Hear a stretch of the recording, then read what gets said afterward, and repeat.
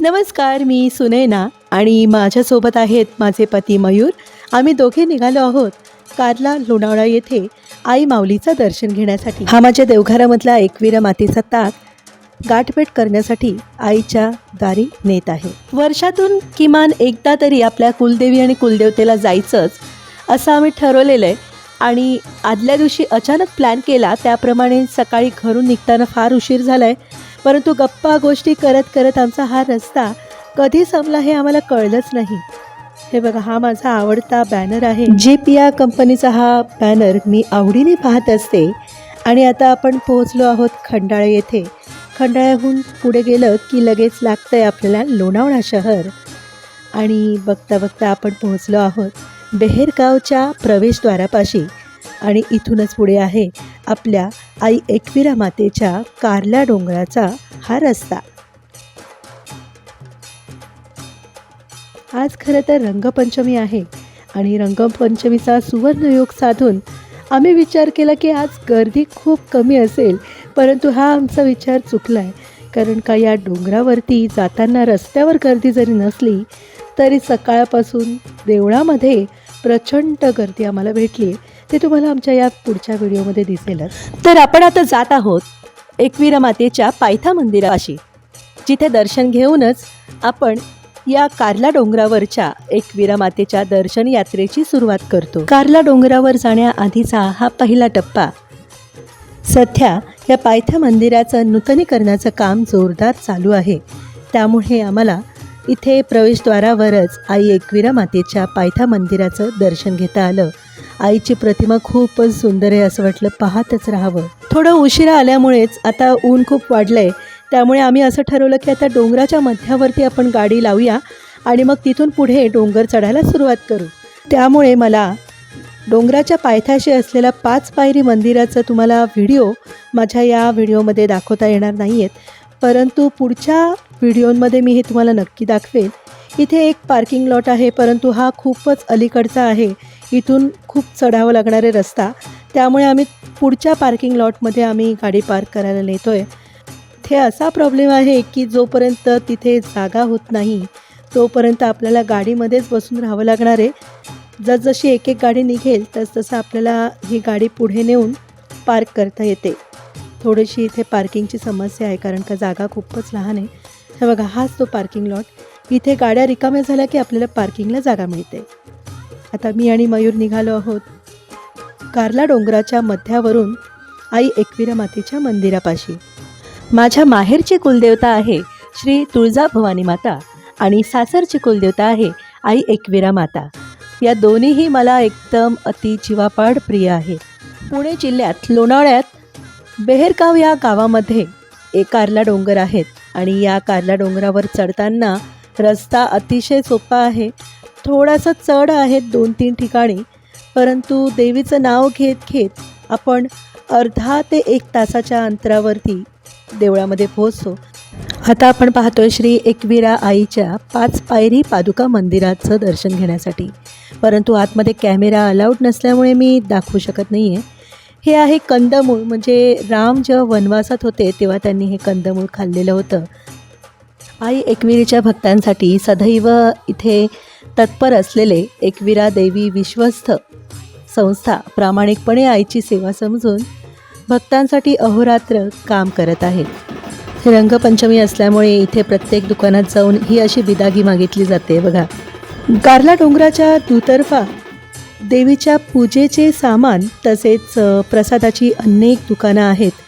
तुम्ही जर काही आणलं नसेल तर तुम्हाला इथे सर्व व्यवस्था आहे. मी घरूनच देवीच्या ओटीचं सामान तयार करून आणलं होतं. 11 अलंकार, साडी, चोळी, फळांनी आईची ओटी भरायची. जसजसं आईचं मंदिर जवळ येत होतं माझी पावलं झपाझप पुढे पडत होती, कारण का मला कधी एकदा आईच्या मंदिरात जाते आणि आईचं डोळे भरून दर्शन घेते असं होत होतं. कारण का आईचं दर्शन घेता घेता आपण देहभान विसरून जातो. एकविरा मातेच्या मंदिराच्या मागच्या बाजूला कार्ला लेणी आहेत. ती सफर करायची असेल तर मग इथे 25 रुपयाचं तिकीट घ्यावं लागतं. भक्तांच्या हाकेला धावणारी, नवसाला पावणारी कार्ला निवासिनी, शक्तिदायिनी, आपल्या सर्वांची आई माऊली एकविरा आई म्हणजेच एकविरा माता ही आदिमाता रेणुका माता आहे. आदिमाता रेणुका मातेचं दुसरं नाव म्हणजेच आई एकविरा माता. ही माता भगवान परशुरामाची माता आहे. भगवान परशुरामाने आपल्या पराक्रमाने सर्वत्र कीर्ती मिळवली, म्हणूनच एका वीर पुत्राची आई म्हणजेच एकविरा माता आहे. एकविरेती विख्याता सर्व काम प्रदायिनी सह्याद्री खंडता असा उल्लेख सापडतो. शंकर भगवानांनीच आई एकविरा असं हे नाव दिलेलं आहे. कार्ला डोंगरावरचं आई एकविरा मातेचं हे मंदिर पांडवांनी बांधल्याचा उल्लेख पुराण कथामध्ये आहेच. वनवासात असताना त्यांनी एकविरा आईचं हे मंदिर बांधलेलं आहे. एकविरा आईची महती थोर आहे आणि हे स्थान अतिशय जागृत आहे.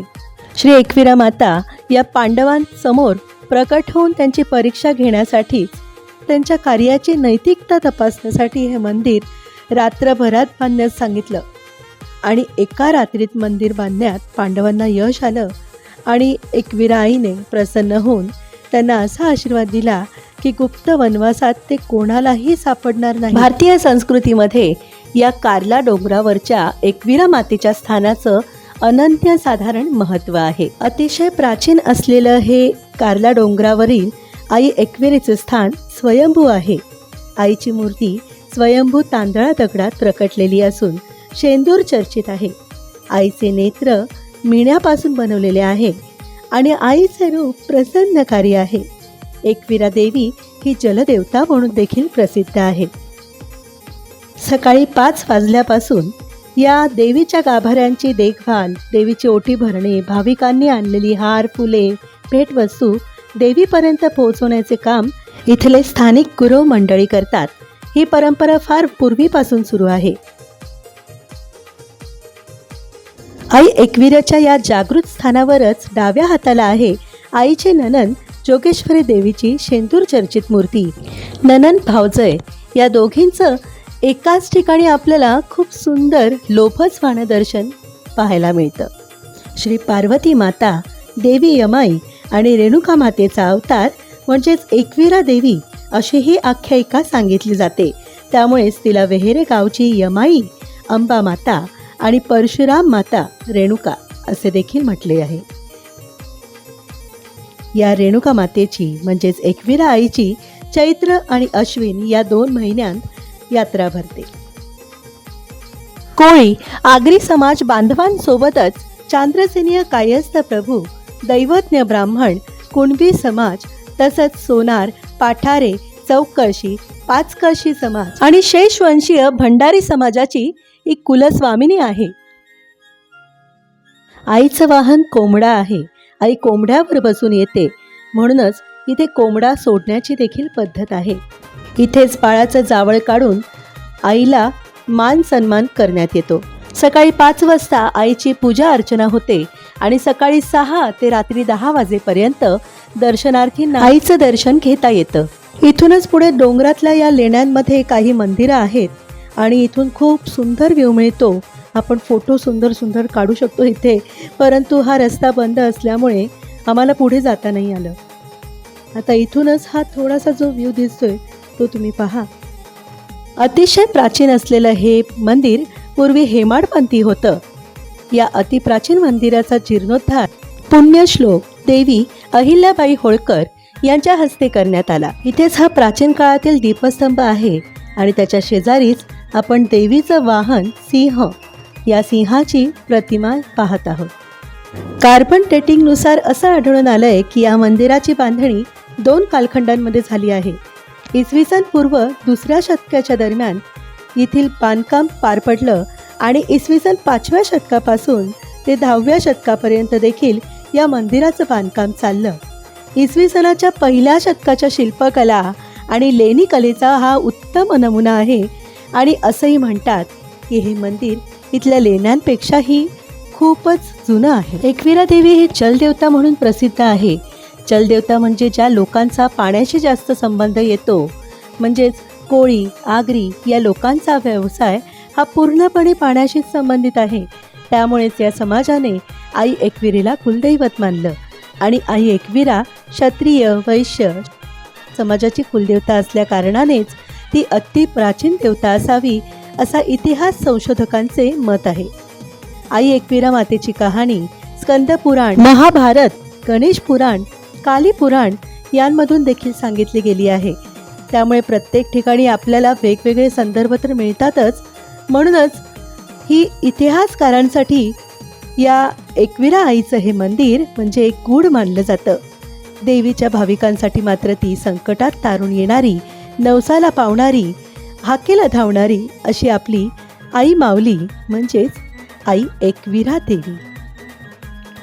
आई एकविरा मातेची अनेकविध गीते ऐकताना आपण मंत्रमुग्ध होऊन जातो, एकरूप होऊन जातो आणि आईच्या चरणांपाशी कधी पोहोचतो ते आपल्याला समजत देखील नाही. आजतागायत आई एकविरा मातेसाठी अनेकविध गीत रचना झालेल्या आहेत. मी स्वतः देखील 2 गीते आई एकविरा मातेची माहिती सांगणारी मी लिहिलेली आहेत. तर तुम्हाला मी त्याची लिंक माझ्या डिस्क्रिप्शन बॉक्समध्ये देत आहे. तुम्ही तिथे जाऊन ही गाणी नक्की ऐका. आई एकविरा चरणी हा व्हिडिओ मी समर्पित करीत आहे. माझे असेच अनेकविध व्हिडिओ पाहण्यासाठी माझ्या सखी सुनैना या यूट्यूब चॅनलला सबस्क्राईब करा. स्वस्थ रहा, मस्त रहा आणि कायम माझ्यासोबत रहा माझ्या या सुंदरशा प्रवासात. आई एकविरा मातेचा उदो उदो, आई माऊलीचा उदो उदो.